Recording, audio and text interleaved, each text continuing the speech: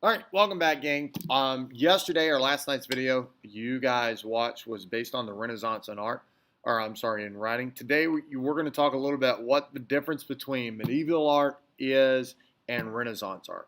Okay, so this one's going to be really short. It's really easy to tell the difference, and you'll be able to see this with this video. So first of all, there were several new mediums used in art, and a medium is just how the art is done. Several different ways to produce art that were new or reemerged during the Renaissance. The first of these is called a fresco.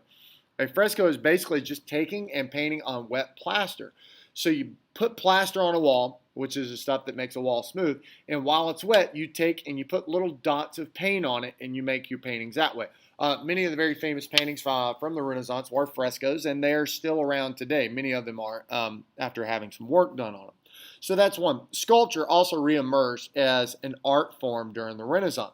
The sculpture in the Renaissance really heavily imitated the work of the Greeks and the Romans. And so it kind of harkens back to the work, again, of the Greeks and Romans and their idealized form of the human body. Once again, let's talk about they're focusing more on humans and individuals than on God or heavenly things or things that don't even exist on earth. Nextly, architecture. Now, architecture has been around or had been around for years as an art form. There are many famous cathedrals in Europe that were created as works of Gothic art or medieval art, honoring God, building these big giant churches because that's what they believed would honor God and do things that God wanted them to. But the Renaissance art was also built, architecture rather, was often also meant to honor God. But new forms and new ways of building things became common. So let's talk about some of the major differences. So if we're looking at two paintings, we can tell the difference between something that's from the Renaissance and something that is not. The two paintings that you've got up here. The top one is from something called the Book of Kells, which is basically a translated Bible, and it's called an illuminated manuscript in the British Isles.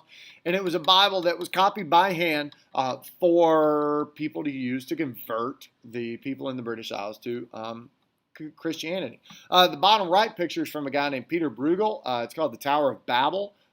If you are familiar with that story from the Bible, oh, wait, there's an announcement. If you're familiar with the story of the Tower of Babel, the Babylonians tried to build a tower up to God, and God said no, or not Babylonians, but God said, no, I don't like that, and he destroyed the tower, and that's where we get all of our different languages today is based on that story. Well, anyway, Peter Bruegel painted that, and you can see that that's an example of Renaissance art, and we'll explain what the differences are between those now. This all popped up at once, but let's talk about the difference. So medieval versus Renaissance. The first is in depth and perspective. Medieval art is generally very one-dimensional or flat, and Renaissance art creates a sense of depth. Medieval art has no perspective. It is all from straight on, two-dimensional, not one-dimensional really, but two-dimensional, very flat, no affect. Whereas if you look down here at the bottom painting, you can see that is three-dimensional. The artist, Peter Bruegel, gives a sense of depth and dimension. You see that the tower there at the bottom and is in the middle is so large, and you see houses around it. I don't have a cursor to show you, but you see the houses around it are much more small, and so you know that tower is meant to be designed and seen as very, very big. And you also see the figures, the humans in the foreground are bigger than they would be in relationship as to the ones that are right up against the tower. So secondly, are the backgrounds.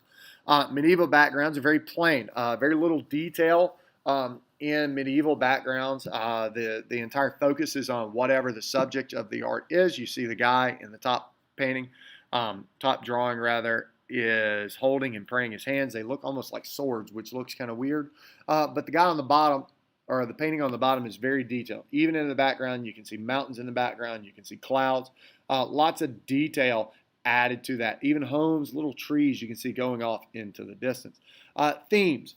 Themes in Renaissance art are much more centered around heaven and things occurring in heaven. Either if they are not in heaven, they are dealing with biblical themes, whereas the themes on earth, the themes in Renaissance art are much more earthly based. Now, they are often very, very often religious themes, But most of them are taking place here on Earth, or the artists are even using things that are from their background, from the places where they live, um, to illustrate biblical scenes, and they're often biblical scenes that take place here on Earth, rather than angels in heaven or up above and something there.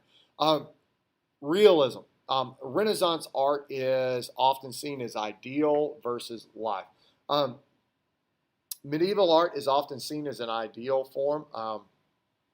Unhuman is the best way is the best way to explain it. While it may not be ideal, the humans aren't portrayed very realistically, and so I would actually change this to unreal versus realistic. Realism in Renaissance art is much more real, much more lifelike. You see a lot more emotion. You see a lot more feeling. Now, the forms of the humans, as with Michelangelo's David, that you'll see in a different video, the forms of them and the sculpture are more idealized. They look more like somebody that you're not going to see walking around. But it's still the human form, and it's an idealized human form, but it is a realistic human. Maybe not something you're going to see walking around every day, but it's something that a human can be, possibly. Whereas you see the image of the guy on the top, that's not very realistic at all. Emotion. In Renaissance architecture, in medieval art and architecture, there's often no emotion. Everything is very stoic, nothing. They don't show emotion. Stoicism, by the way, means lack of emotion or not showing emotion, displaying it. Whereas in Renaissance art, there is a lot of emotion. There's a lot of feeling in it. You don't see that so much in this painting, but in others that we'll see, there's a lot of anguish or fear or pain.